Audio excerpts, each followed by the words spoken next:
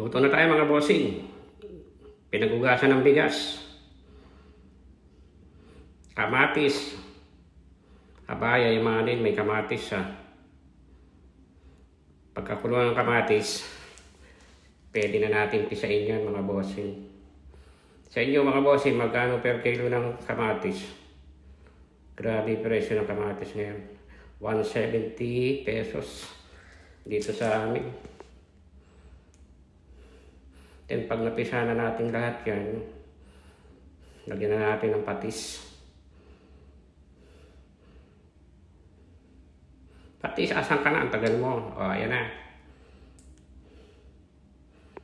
Then, pwede na natin ilagay yung... Ayan, pwede na natin ilagay na natin yung hipon natin. Hindi ko na hinilabos yung hipon. Sariwa naman yan. Ang nabili ko. Yan natin papaasim. Sibuyas. Siyempre, hindi kompleto ang sinigang pag walang siling pang sigang.